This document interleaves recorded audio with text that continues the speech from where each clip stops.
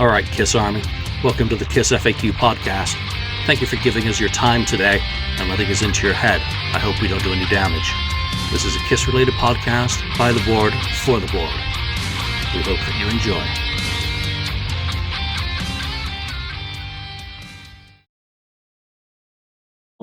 Welcome to episode 259 of the KissFAQ Podcast. I'm your host, Julian Gill. I am mobile this week. I was not just tardy last week. I was absent, AWOL, missing. So the guys flew solo without me, which is just as well. But I've just managed to get to, where am I? San Luis Obispo today, which is somewhere on the California coast. We went by Chumash. I was like, hey, there's a Kiss show there. Then Paso Robles. I was like, hey, there's a Kiss show there. I've been all the way down to San Diego. I wanted to go to Mexico, but could not be arsed to drive that just like final little bit to go across the border into another country that I've never been to. So, worst part, I haven't been to a single record store. Oh, really? Well, it's actually interesting that you mentioned St. Luis Obispo, because doing a Yes podcast, that city is very popular amongst Yes fans because one of the classic Yes live albums was recorded there. Keys to Ascension, Part 1 and Part 2 was recorded right there in St. Luis Obispo. So when you mentioned it, right away my Yes alarm went off. Like, wow, okay, he's in a cool Yes area right now. So yeah, it's kind of cool there. I wonder if they still have that same theater that they recorded in. I don't remember what the name of it is, but there's like a theater attached to a bank, attached to a... It was all kind of connected, these buildings, and they did their recording and stuff like that there. So it was interesting that you mentioned that. But this is Kiss, not Yes. Yeah, and you know what? My visit here has been arrive, go to Panera, grab a sandwich, now checked into a 1970s decor dive, and throw out the laptop because, no, I haven't listened to any Kiss all week. I haven't listened to any music all week because it's just been driving around. UCLA, Irvine, and then to hear that some of the lads are in LA at the moment. Jason, I think, was flying in today. Andrew got in a couple of days ago. Nicholas Buckland, of course, author of Hottest Brand in the Land, will be there for business, not for pleasure, though hopefully some of that business is pleasurable. So there's a good reminder for Nicholas's Hottest Brand in the Land book, which is still available. I think regular copies, you can go to the Hottest Brand in the Land book or something to that effect. Google it, Hottest Brand in the Land book, and you'll find it. I think all the autograph copies sold out. And I think I ordered the deluxe, the super duper one. Managed to get one of those, which is cool. So I'm looking forward to that. Other things kind of going on is, if I can find the link, because again, I'm unprepared for this show today, so I was not sure I'd be able to make it, is I'm looking for the chap's name, and let's see if I can find it quickly. William Bush, I think it is, has a book coming on Australian and New Zealand, so Antipodean vinyl, which I'm excited about. I'm always excited about anyone who wants to do a narrow focus on something, whether it's Kiss in Japan like Alan did, and again, that sets a very high standard to kind of put things against, or the guys in Sweden, and of course Carl Linnaeus and Alex Bergdahl then went on and did another book project. So all this stuff's really cool for Kiss fans. So some of these book projects coming along that aren't going to be massive sellers, possibly, with the exception, hopefully, of Nicholas's book. I want to be able to look at all the New Zealand and Australian now that I don't buy. I mean, do you get into those sorts of things, Mark? Well, I like that kind of idea of that book, that making it something that's very specific to a country like that. And I'm probably gonna end up buying it because I like these kind of books. And I've started piquing my interest in Australian and New Zealand pressings, but for me, of course, I'm sure just like with you guys in the US, it's pretty pricey to ship records here from Australia and New Zealand. But it still doesn't mean that I'm not going to pick up the book, because I am interested in it, because I would like to pick up some Australian or New Zealand pressings of Kiss records. So it's definitely something I'm into. As for Nicholas's book, I haven't ordered a copy yet, but I think I'll probably just try to get myself one of the standard copies of it as more to show support, because like you guys know, I'm not really a very big merch collector, or I haven't really been into those kinds of things at all. Like those guys are, like, I know some of those guys are pretty hardcore about it. Like, if I'm not mistaken, I think Jason mentioned that he's actually in the midst of getting himself a pinball machine, Jason Herndon. So that's when you know you're hardcore into Kiss merch, when you start getting a pinball machine and stuff like that, right? Yeah, and that's why I like the book. I think I've mentioned it before, is I hate merch, but a coffee table book is a great way to see pristine, or hopefully pristine, examples of a lot of this merchandise, a lot of which I've read about in the thousands of memos that I've amassed over the course of the last 25, 30 years. So a lot of the stuff that's mentioned in there, I mean, some of the stuff goes through, like, here's the royalty sheet for 1 month of poster sales, or from a certain thing, then to actually see those posters, which I would never have, or say the kind of jackets. And I think Nicholas has gone out of his way to make a very photographic intensive book. So that's how I look at it. I'm never going to collect this shit. I'm never going to care about when they do their podcasts and discuss some of these things. I don't watch because I just don't care. Occasionally I hear someone talk about something, and I'm like, I do go and watch, and then I learn something new, and I'm like, oh wow, I didn't watch it because I didn't care, but they're actually talking about some cool stuff or going on some tangents that are entertaining. But I'm still never going to go on eBay and start going after the guitars, the toy guitars, or the garbage cans, or never a pinball. And I can say that with hand on heart, that I will never ever do that, because I have nowhere to put it, and I don't want to take it with me. Which it's not gonna happen. I'm midlife now, so I'm not allowed to have any further midlife crises. So I think I can get away with the book, which at that price point, with the shipping involved, is a necessary evil. Yeah. I mean, the pinball machine is something that I can admit that maybe 10 years ago, 15 years ago, I might have had some interest in it.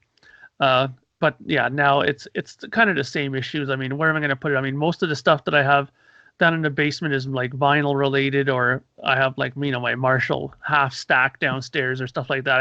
I can't put a pinball machine down there, and plus I can only imagine having a house that's not fully detached. I can only imagine my neighbors being very pleased to hear the kind of bing, ding, ding, ding, ding that could happen from a pinball machine. Probably getting a knock on the wall there. Hey, turn that thing down, So, but there are other things that I have more interest in, I guess, from the merch end of things, but not enough to go out and get like a full collection of things, or even like the Aucoin stuff. I know a lot of people are very interested in getting Aucoin branded or Aucoin era merchandise, and I can understand that, because that's kind of like when they were in their heyday, and that's like a time capsule almost when you get something like that. But I think the closest thing I ever came to collecting Kiss stuff was a few Kiss belt buckles, but that's about it. I had a Kiss belt buckle, but I can't remember which one it was because it was so long ago, and I chucked it. And I had I don't know if anyone remembers those big 3-inch solo album pins. I actually had those, or the buttons. I had those, and that was basically it. I think I had an Animalize carnival mirror, one of the 7x7 ones that you used to get for nearly every band. But when you'd go to a state fair or a local fair, there was always crap like that to win. So again, it's going to be nice to be able to look at it in a book and not worry about values. I think he's not put monetary values in there. I think he's put rarity ratings, which give you a better idea. So that's going to be fun, and obviously Aucoin Era is what it's about. Because for most collectors, I believe it was more kind of their childhood toys and that kind of stuff, rather than later when they were thinking, and I always laugh, investments, which Spencer shit as investments. No, Johnny Lightning, and someone will probably now say, well, this car goes for such. That's nice. To me, rock and roll, nothing I've ever bought to do with rock and roll has been an investment. It's been either because of my ego, stupidity. I think probably just leave it at those two. Yeah. I mean, I think that my real interest from the Kiss end of things has fallen onto the whole vinyl end of stuff, and I think I'm happy enough there, because when I look at how many vinyls I've actually, got, I mean, sure, it's nothing compared to how you were with the Alives and stuff like that, but when I do have the habit of logging all my purchases onto this Discogs kind of application. Yep. And when you go on there and it tells you what they average out the value of your collection to be, like 160 of those albums that I have are Kiss records. So when I'm kind of like, wow, that's a lot of records to have for a band that only has 30 albums total, maybe like official releases. So I mean, I think that it's bad enough that I collect that. I mean, I have about now 900 vinyl albums, because don't forget, I also collect Yes obsessively, Genesis, King Crimson, David Bowie, and Bowie. That's a nightmare right there. I mean, how many compilation albums does he have out? Like, that makes Kiss look like nothing, So if you're gonna start going neck deep into that, which unfortunately I started collecting quite a few of their compilation and greatest hits albums, so I think it's just I have nothing against people who collect merch, stuff like that. It's just whatever tickles your fancy, I mean, that's what it boils down to at the end of the day. If you love pinball machines, I don't envy you, because if you want to try to collect all kinds of different pinball machines, first of all, I don't know where you would put them all, and number two, that's a pretty lofty financial situation you're putting yourself into. Yeah, and I may kind of laugh at you. Just saying that I think it's stupid and mocking the Spencer stuff. But you know what? If it makes you happy, it is about you. It's not about what anyone else thinks, not what I think, just because I don't like it or care for it. Big deal. It's like the people who collect instruments. I've always kind of wondered why. Because I don't an instrument, a Kiss, guitar that I don't play. So it's always, even the ones that are signed, and I don't put anything over them. So if those signatures and engravings rub off and end up on my forearm, that's because it's an instrument, and to me, an instrument's played, not hung on a wall necessarily. Yes, and again, in my apartment, I don't think I get away with being able to hang those on the wall, but makes me happy. Go for my vinyl. Again, so many lives that it just became boring. When it became futile is when I walked away from it, because there were some copies that I just wasn't going to get or be able to get for the sort of prices that I wanted to pay. So I'm one of those collectors that it's really more about the hunt, that once I have them, then I'm like, well, what the hell do I do with it now? And I've mentioned this before on the show that I usually collect stuff.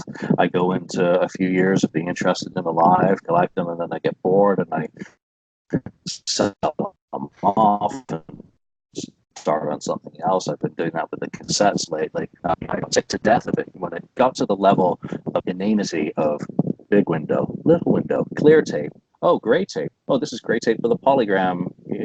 I was just like, whoa, seek help, stop, because it just passed the point of stupidity. So, at this point, I've kept all my promo cassettes, I've kept all my English cassettes, my Singapore cassettes, which obviously, being English and having lived in Singapore, are the ones that I've decided that all I care about. It's just like the vinyl. The Singapore vinyl is all I'm still after a copy and lick it up, and a replacement of Creatures of the Night from Singapore. So if anyone has those going, give me a shout. I'll pay top dollar to get those back in the collection. Same with cassettes, but collecting's run its course for me in so many ways. But I'm sure I'll find something to fixate on again. And once I finished unloading, I've got like 300 or 400 magazines to get up on eBay, as well as all the remaining cassettes and vinyl as well, because I'm still have copies of Alive. I still cannot believe I've not been able to move that South African copy that's nearly pristine. Come on, it's fucking South African. Getting a pristine copy of that, it's just boggles the mind. But other collectors collect. So Yeah, yeah, other rarity. yeah.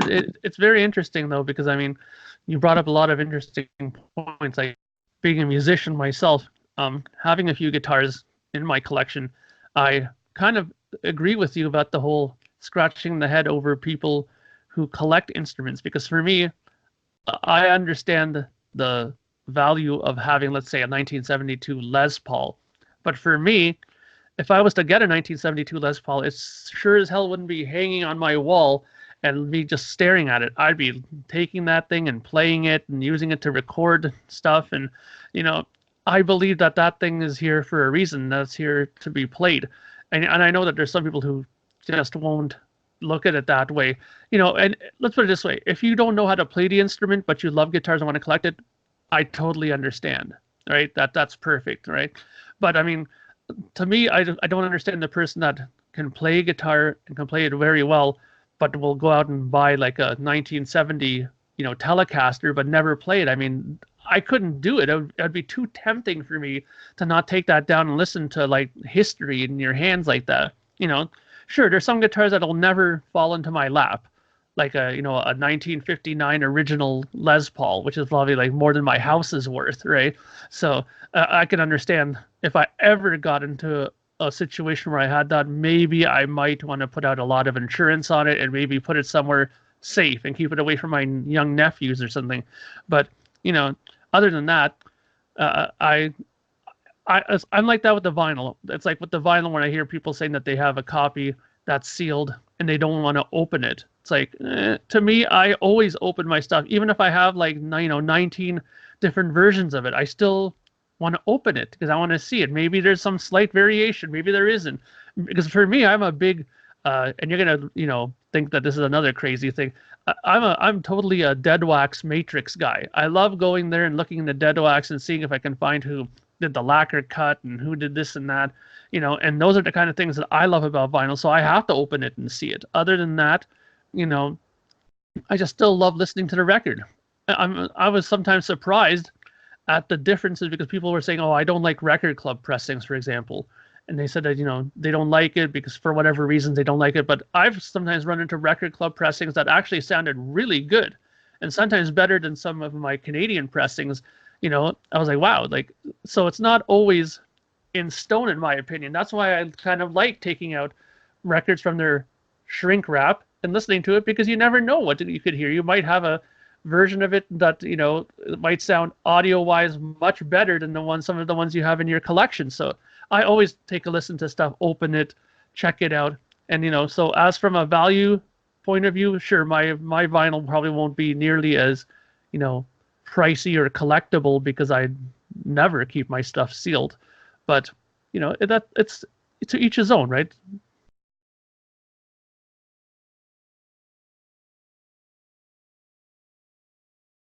Yeah, and come on, if someone wants to buy a guitar because they like guitars or they like experience of getting that guitar, a viola maker, cello maker, those instruments are worth millions and they're played in orchestra. So that's just kind of my look on that. And you know what? Again, we don't tell anyone how to do anything. Everyone, just do what you do, enjoy it, no matter what you do, even if people poo-poo you. I can't buy sealed records anymore. I think Gore ruined that for me. So, it is what it is. All right, so we don't really have any topics today other than, I wasn't even going to be part of the show and things happened and I'm available and I just want to talk some Kiss. I've barely been on the board this week. So Mark and I are just going to flip through some topics. We're not going to read what you've been talking about on them. We're just going to go with thoughts on those topics. So why don't we just start off on, some of these we've talked about before, but you know what? It never gets old. I like this one. I'm not going to say who it is, but pick 3 post-Kiss songs Ace should add to his set list as soon as possible. Well, it's an Ace song just starting another series of tour dates today, I believe. He started, on tour. He's about do some other ones, but some of the selections on here, Easy for me. Love Me Right. I would love to hear that back in there, just because I've never heard it live in the set, even as part of a medley. Um, oh God, it gets tough. So, well, I think Mark, what's one of yours? Uh, it's interesting because, as you guys probably know, not the biggest knowledgeable person as far as Ace stuff goes, but I mean, I do like a lot of his earlier stuff, like the Frehley's Comet stuff, obviously. But you know, the main thing with me with this topic is that I don't follow his set list, so I might pick something and not realize that he's actually played it, right? So, for example, like a song that I really like from his Frehley days is a song like "Shot Full of Rock." You know, I really like that song. Now, I'm not sure if he's actually played that recently or not, but you know, there's a song that I really like, right? I mean, and a song that I've always liked too, and I believe there's a video for it because I think when I stumbled across it, it's when I actually first heard it was "Into the Night," right? I mean, that's a song that I always liked that he's done as well, right? So for me, I mean, later on when he came out with like Anomaly and stuff like that, that's when I started getting back into more listening to his stuff, right? So, you know, and that's one thing that I kind of was always kind of upset about is that he doesn't really take much stuff off of that record. I mean, that was the record that brought him back to the public, you know. So why he doesn't play like Foxy and Free or something like that, I don't understand why he doesn't play stuff like that because honestly, I mean, there was he had a little bit of a hype machine going when he started to make news that he's going to release that record, and it did fairly well for him. So I don't know why he ignores that record. Yeah, I totally agree with you on that. I mean, he had a hype machine. He had Frank Munoz, who did great work with him at the time. He had a band that wore the jumpsuits and had a kind of uniform shtick going on stage. I would love to hear Foxy and Free back in the set. Just, you know what? It'd be a great talking point for him to say, this is from my, 2009 album.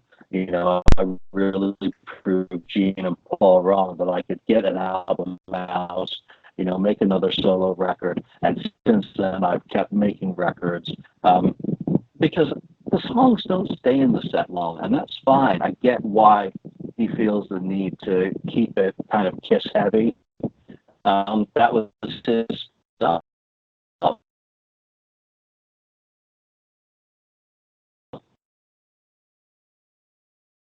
That was the stuff that made Ace famous. So I get it, and I enjoy seeing his shows, but I would like more of that stuff. So Foxy and Free, that's a great pick. I totally agree with you on that. But I think for my other one, I want something off Second Sighting because I think it's neglected. We've heard some things on occasion in jams or medleys, and I'm going insane. Love Insane. So it's not on this album, regardless of people calling it the Todd Howard solo album. I think thank God Todd and John Regan were there, or else there wouldn't have been any albums, especially at that time.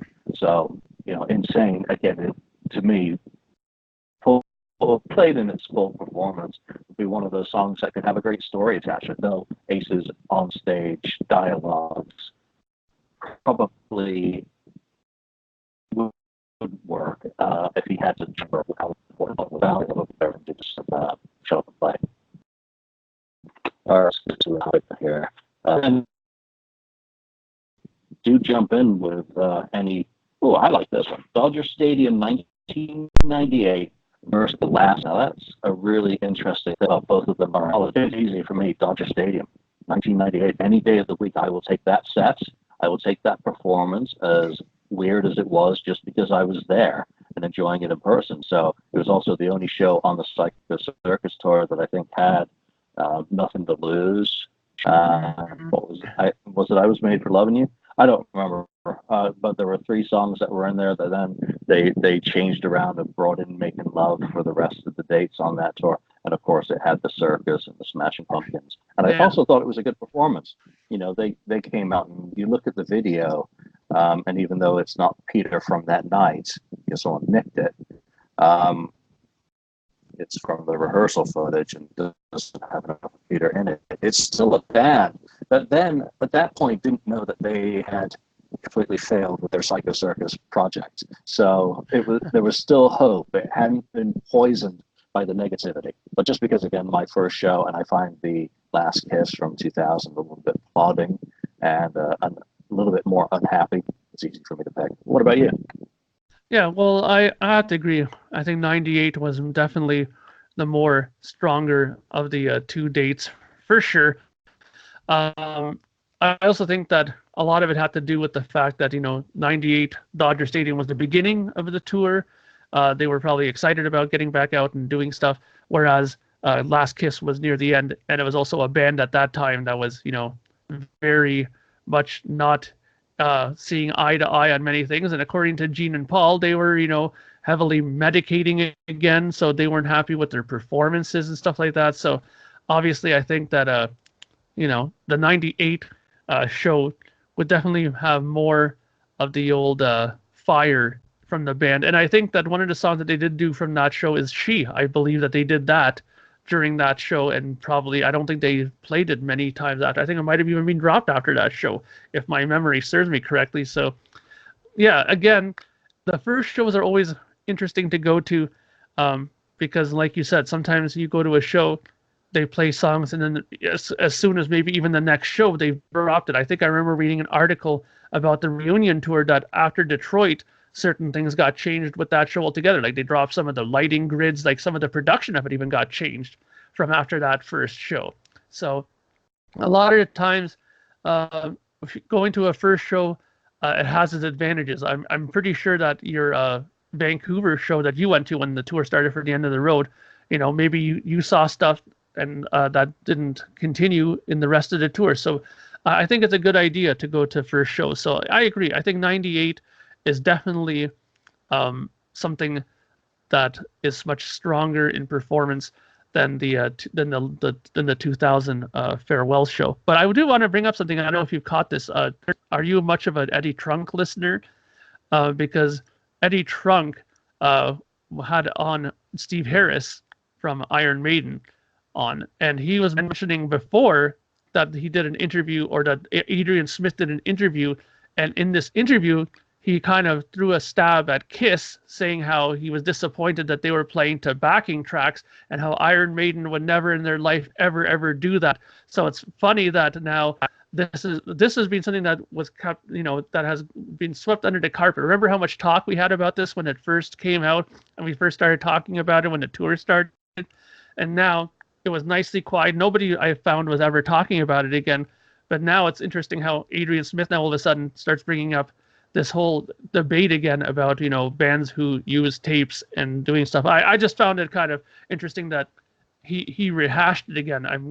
Because I couldn't imagine Iron Maiden doing that, but it's just weird. I was just wondering if you actually caught that at all. I hadn't, but you know what? Iron Maiden has 3 guitarists. So they certainly don't need to play to any backing tracks. However, they do play to tape. And if you think of Book of Souls tour, the intro sections of stuff is done to Memorex. So obviously there's a difference between that, which are elements that need to be kind of piped in to give the presentation of a song which otherwise could not be performed, because you lose the context of, let's say, the Book of Souls intro. That totally makes sense. Or the Number of the Beast intro. So that's all kind of fine and fair. I get, while it's going to be something that never goes away, because bands are not supposed to be doing auto-tune and Memorex, and it's offensive to musicians, probably like Adrian, who is a hell of a musician, and as are all the guys in that band. Look at Nico, look at Steve Harris himself as a bass player and his galloping lines. Yannick, for whatever, I kind of laugh at him as the happy dancer of the band. So what? He's he's a showman. He's, getting his kicks while playing. And of course, Dave Murray, unbelievable. And then you've got a singer who's fought cancer of the throat, who flies planes, who's a nearly Olympic class fencer. And you can understand why they would be offended. But do they bag on Def Leppard for the amount of vocals and stuff that is likely piped into that set? And again, I have no actual knowledge of anything nefarious going on. I know that when they played in San Francisco and they had a false start, it seemed fake as hell, but it could easily be explained by, some of the MIDI sequences that Rick has to use in order to pull off what he does with one arm that other drummers are able to easily do. So, Eddie is Eddie. Eddie is also offended by how he's been treated. So, no, he's not going to let it go either.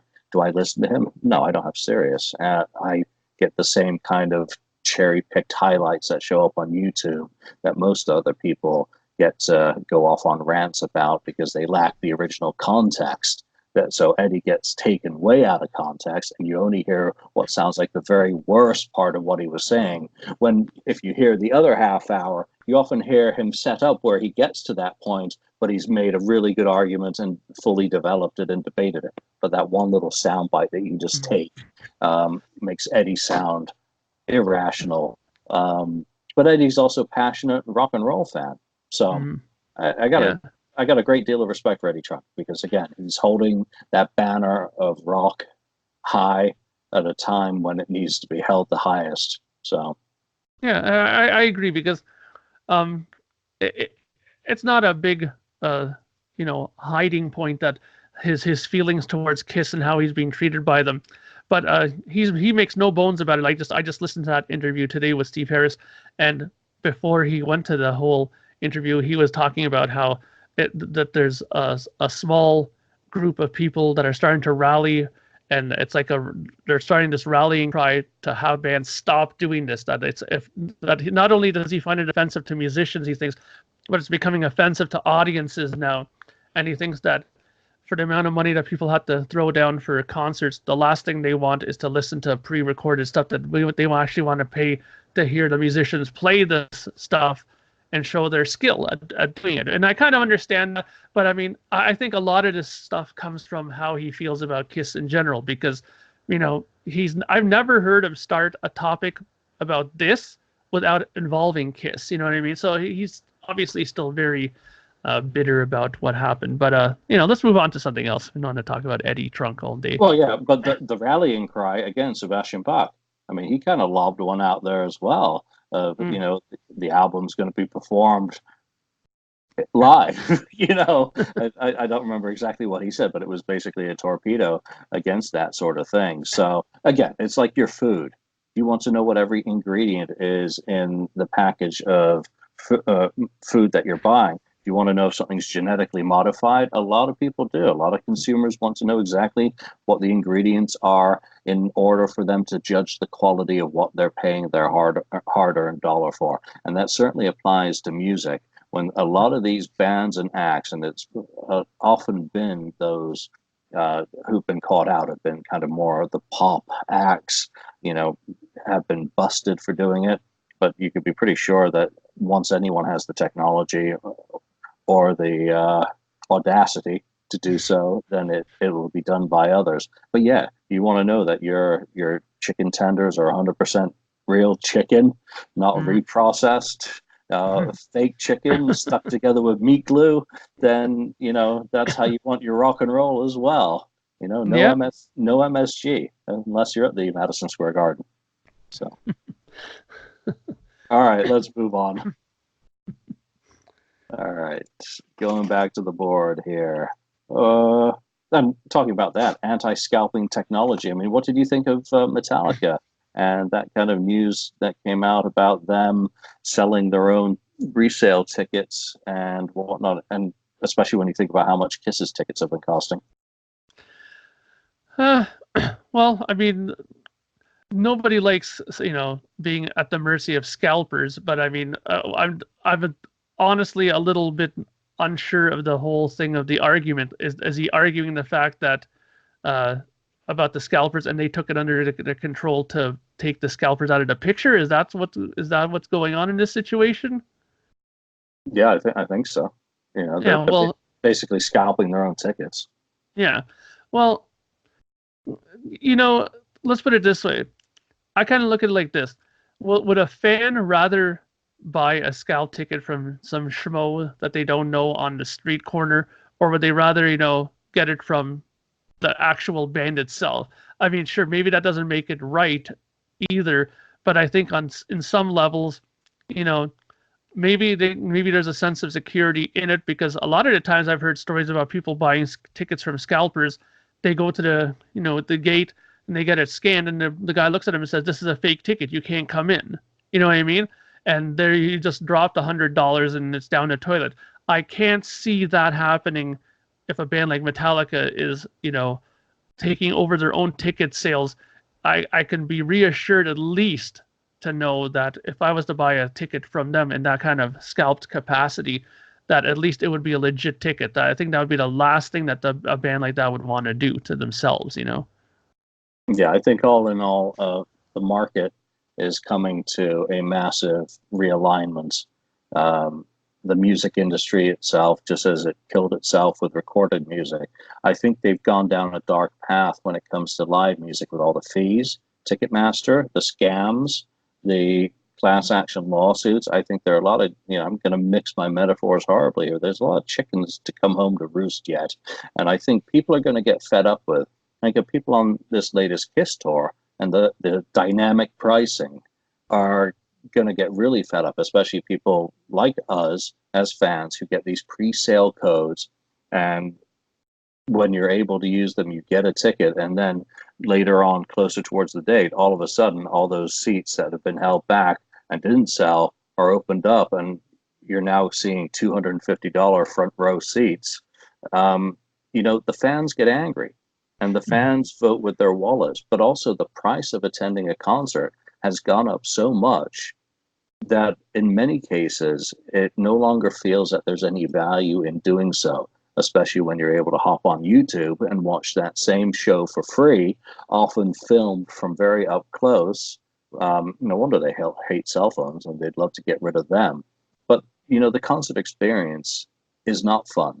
And for me, that involves driving. It involves parking and even public transport. I have done BART to the Oakland Coliseum, and I'll be doing that again in September for both Kiss and Iron Maiden. It's hell. It's really unpleasant. And then you get there and you're gouged on everything. And now you obviously do have choice whether or not to buy a concert T-shirt or poster or whatever, or food, or drink, so you do have a choice, yes, but it is all such a gouge now that you just come out of there feeling you've been shaken down, violated, absolutely, and then the show may not have been live.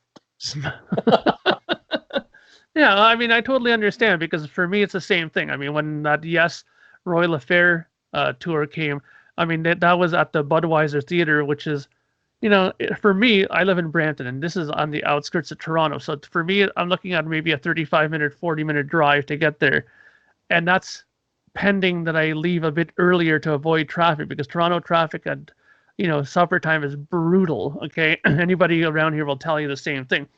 And, it was also a situation where I was supposed to, meet up with a few people there. So I wanted to definitely go and check it out. But again, like you said, parking, $20, flat fee, food. I went there, and when you leave the house early, and you're going to spend the next 4 or 5 hours at a venue, especially when it's outside, you need to have water, and you need to have some sort of sustenance. And for me, I try to keep it easy and simple. I don't like getting burgers and stuff like that, where you can get, ketchup and crap spilling all over you. So what I like to do is just go and get a pizza slice.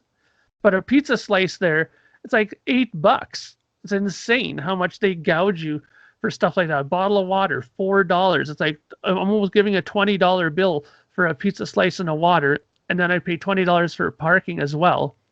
And the ticket alone also was pretty expensive, but I didn't mind it this time because there were 4 bands that I actually didn't mind, that I was going to see. There were bands I actually wanted to see, and this is one of the things that I liked about that they did with this. So they had the ELP thing, they had the Moody Blues thing, they had Asia, and they had Yes. So they were all bands that all made sense with one another.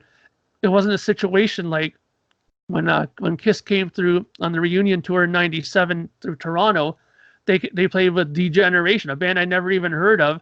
You know, it's like I'd rather pay big money to see bands that I actually know, you know, along with them. So uh, again, I understand what you mean with the concert experience not being something that you enjoy and look forward to. But one thing that I have discovered, and I'm hoping that this kind of continues, is a lot of the bands that I like um, have decided to start playing in more kind of medium to smaller halls, like the Queen Elizabeth Theater, which is like actually made for music. They're nice plush seating and stuff like that. So I saw King Crimson there, fantastic show, you know. And then now I hear that we have a theater here in Brampton in my town called the Rose Theater. Fantastic, beautiful, everything's comfortable, you know, sound system is amazing. And now some of the artists that I actually grew up with are starting to go there and play. Kim Mitchell is going to be there, you know, and he plays Max Webster stuff and stuff like that.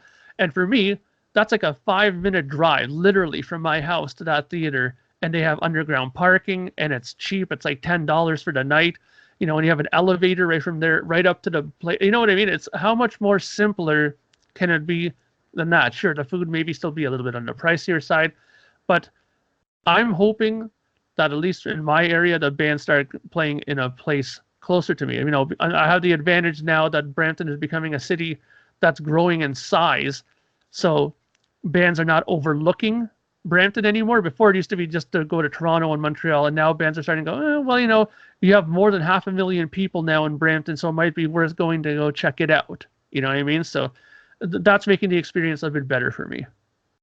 Yeah, you know, one can have hope, but I think I'm also just getting old, and after you've worked a full day and go to a show, you end up sounding like Rush's Working Man going on in your head there, you know. And you know, you got to be up at 4 the next day, and so many of them are during the week, or you know, running around to soccer. But there you go. All right, let's get off this live concert stuff because we're supposed to be happy about live concerts. And Yes. I guess I should be happy that you know Iron Maiden obviously is on tour, and you know you're going to get a video out of the Legacy of the Beast tour, which you know you got to love those guys. They absolutely know how to bang out a studio album, you know, every 5 years, and in between you get a Legacy tour, you know, that focuses in on some area. I mean, why can't that other band we actually like do that? Forget it. It's been talked to death. But let's go back in time here. Obviously, I did a Lipstick Panel episode with them recently. Gene Simmons' 2004 solo album. Was it 2003? Yeah, 2004 solo album, Asshole.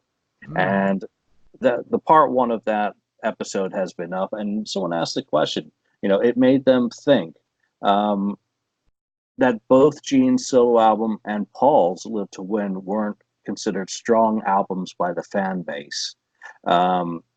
Which one do you prefer? So this is putting Gene against Paul, and I think that's an easy one for me as well. As much as I bagged, no pun intended, on a lot of the material on Gene's album, it was at least eclectic, quirky, very Gene in many ways, very honest. Again, he bought stuff. He, you know, solicited for, you know, a record label and then bought the best material off people. But he also bought some good material like the Shirley Temple song, and he recycled some of his old Kiss stuff in the forms of Sweet and Dirty Love and Weapons of Mass Destruction. And he had an interesting guest cast. So as much as I would call it an abomination, it's much better to be an abomination than be contrived. And that's what Paul's album was. It was trying to be, it was like Def Leppard's X, that it was trying to be modern and quirky and all sorts of pop. It completely missed what he had done on his 1978 solo album. And I think with a lot of fellow fans who I talk with, yeah, there's a few songs that I love to this day. You know, Where Eagles Dare is a great song. Live to Win is a great anthem. But there's a lot of really bad stuff on that album that I never want to hear again. And it's much less authentic than Gene's, as bad as Gene's is. So which one would you pick? Well, believe it or not, and I thought about this too because I actually saw this thread before when people were talking about it on the board. On on first, like my first gut instinct would be to immediately go to Paul and say, yeah, I think I like his better. But you know what? After re-listening to both of them, like very quickly, and having memories come back to me about it, I have to agree with you. I think I like Gene's better. Mainly because I remember when I first got Live to Win on CD. I think it was my ex-girlfriend's sister got it for me for my birthday, and I put it in the car, and I just couldn't believe how weak it was. I mean, for me, I had this vision in my head, because when I heard, when we all heard Paul Stanley's '78 solo record, that's like a masterpiece. So you're thinking, okay, Paul has, he doesn't have to coddle to anybody else's, needs and this and that. He's on his own. He can write his own stuff. We're going to get part 2 of this record. No, we didn't get anything like that. It was like basically getting like, a totally made up band that you see like on one of those television shows, like those variety kind of television shows where you have singers come on and they have a backing band. It's almost like he hired a backing band like that to play with him. And the songs just, I don't know, they just don't seem authentic. Is that the word I'm looking for? I mean, they just seem to be like he was just trying to coddle to like mainstream radio or something at that time. And I just didn't like everything about that stuff. Just didn't do it for me. I couldn't tell you the title of a song off that record at all, because I mean, I've listened to it maybe 3 times in my life. And I think the third time was like, earlier today. So, but at least Gene's, one of the things that I like about Gene's record, and it's funny because what I like about it now was one of the things I didn't like about his '78 solo record back then was he had so many guests on his early one. But on this one, he has people that I actually like. He has like Richie Kotzen on guitar. He has Bruce Kulick on guitar. He even has Eric Singer on drums for tracks 1 and 3, it says, right? So, I mean, he has people on there that I know. Dave Navarro as well, right? So, yeah, Dave, and, the songs I think are stronger, in my opinion, or at least they're stronger in the way that I enjoy these types of songs better. Like, I agree, Sweet and Dirty Love is a good song. Weapons of Mass Destruction is cool. Of course, the whole Firestarter thing takes a little, getting used to. But I think overall, I think Gene's, to me, just sounds more believable. Let me just put it that way. I think that's the main thing I was looking for. Gene's record, when I hear it, I believe it's Gene Simmons. Whereas Paul Stanley's, it almost seems like he seemed forced to make a kind of record that he didn't want to make almost. Gene's crap is more authentic. And again, it's nothing against the musicianship or the players on Paul's album. Because there are a ton of very high caliber people who are well known in the session world, in the modern session world. Yeah. So it's not a dig at them. They're performing to the sort of thing that Paul wants, or doing performances that Paul says are keepers. So it's absolutely nothing against them. It's the production's bad as well. That's the problem that really does bother me when we can criticize Crazy Nights. Say, oh, imagine if it wasn't so thin, if it was remixed and, given some more guts and, a little bit more barbed wire and attitude. Well, the same goes for some of the better songs on Live to Win, because there's nothing that's going to save some of the syrupy ballad stuff that he felt he had to inflict on us. And I don't know who he was really aiming this at. And I think ultimately he was aiming it at himself, and, wanted to look in the mirror and say, look at my album. It's absolutely fabulous. I've got the ballad. I've got the up-tempo, slightly time-changey song. Oh, I've got something that's like, what's that band? Evanescence or something, whatever. I don't know. No idea, but the modern music bands and all that. So it was like he had a little check mark of, I got to have this. Like a music chart has your bass, your drums, your guitars. Yeah. He's got that for each style or each genre that he wanted to record. Like it was going to be his mixtape for everyone to say, oh, Paul Stanley, he's great at writing this sort of So it seemed to be that rather than a real artistic project. Mm. So, Yeah. that's where he kind of fails. Gene Simmons is the blender. We'll throw it all in. Oh, here's some money. We better throw that in as well. And one person got it because someone mentioned on one of the threads of the lipstick episode, um, when I said poisoned. Yeah, that's the song I was referring to, Richie Kotzen. And without, talking about the members of that band, it it was one of those things I just wanted to drop in there. So, Paul, I would love to do another album. I know we're going to be getting Soul Station, but I would like him to do, you know, a real album and Mm-hmm. maybe stick to the songwriting and pick the people to sing. And if there are ones that he doesn't feel he can give the performance that he wants to, then recruit the right people. And the same thing goes for all the players. Maybe have the Paul Stanley album that's recorded all by other people, but directed by Paul Stanley. And now that we talked about this, something kind of just clicked into my head. Do you think that these two records might be, because I know that they did, of course, make a Kiss record after these came out, right? But I mean, do you think that this sort of differences in style could be reasonings why we don't have more Kiss records? Is it too much butting of heads? Is it too much like Gene wants to go this way, Paul thinks that they should go this way, and they can't meet in the middle somewhere and make a Kiss record? Because I mean, obviously they released a Kiss record after Asshole, and I'm pretty sure if my memory is correct, there was a Kiss record after Live to Win, wasn't there?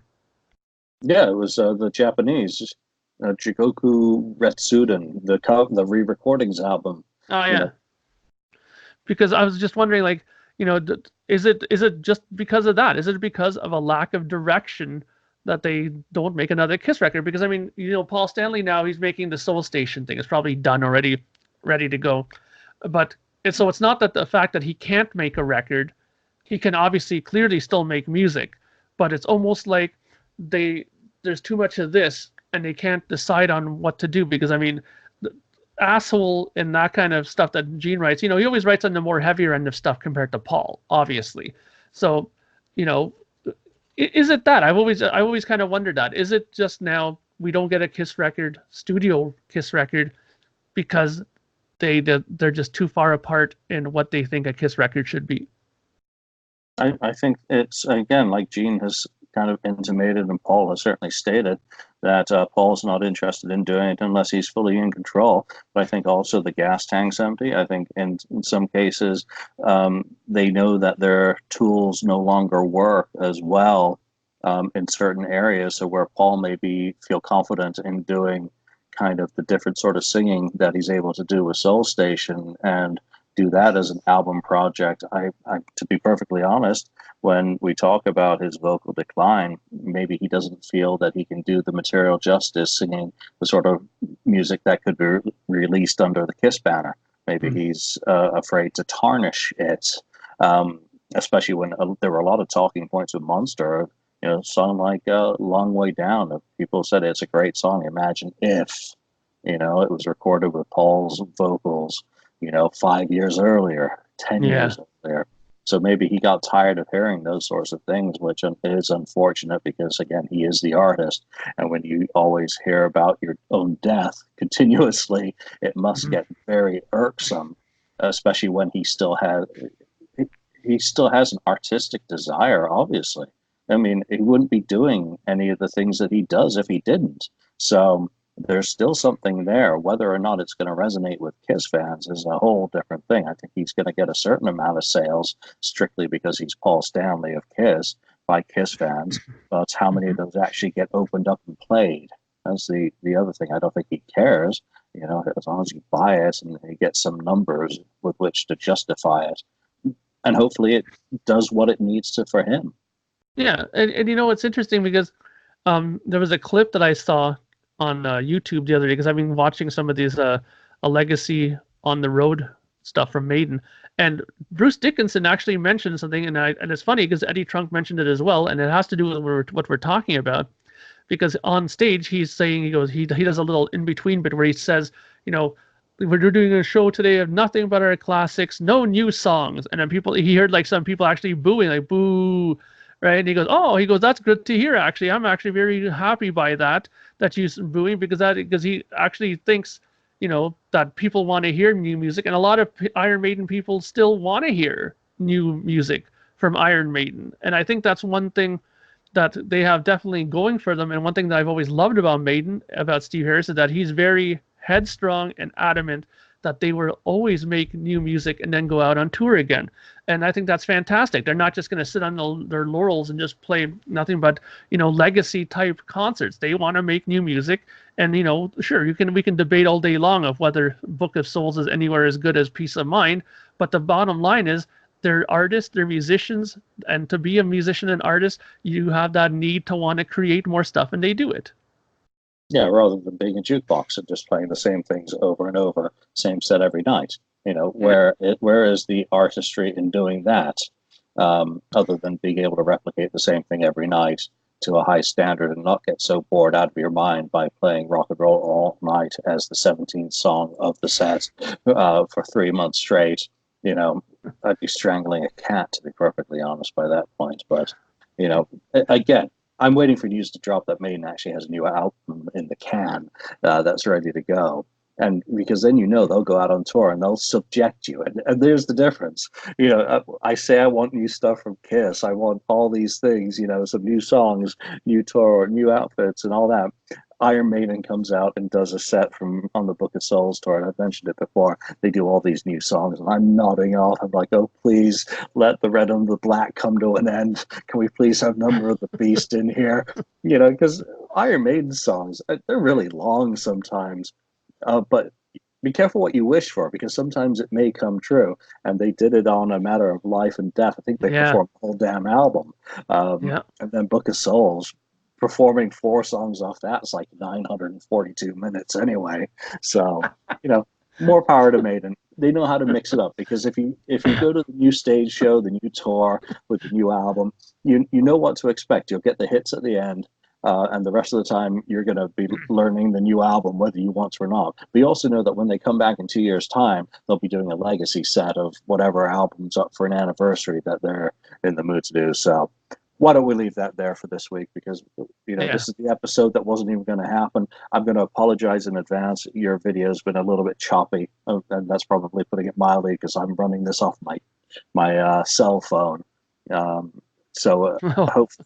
the audio's been pretty decent. So that's more important, and everyone knows what both of us look like. So, thanks for hopping on a call at the very last minute, Mark. And, hopefully we can get the whole gang back together in a few weeks. Nashville Rocket Pod comes up next week, so I'm away. If you guys get together and do an episode, I'll process it on Friday from my hotel in Nashville. Afterwards, there's going to be a few episodes of the FAQ podcast which have Kiss-related artists from the Nashville Rocket Pod, Kiss fans, fellow podcasters who want to talk some Kiss, and some Electric Ballroom podcasts with some interviews with people way outside the realm of Kiss, just people who I'm interested in speaking with, and I'm going to have the opportunity to speak with the Rocket Pod again. Great opportunity to get out there, talk to some new people, meet some new people, listen to some new music, and of course the pre-party the night before with Lipstick Generation. Should be good. And should be definitely very good. The rock and roll residency, so I'm looking forward to it. All right, so that's it for this week. For Mark and myself, thank you for joining us. It's been a potpourri. Mark, I'll see you soon. Take care, and we'll see you all soon. Bye for now. Thank you for spending time listening to the KissFAQ podcast today. All sales are final. There are no refunds. If you'd like, look us up on Facebook or come over to the KissFAQ message board and discuss the topic we've broadcast today. Don't forget to rate us on iTunes, Spreaker, or wherever you've listened to the show. We hope you'll join us again.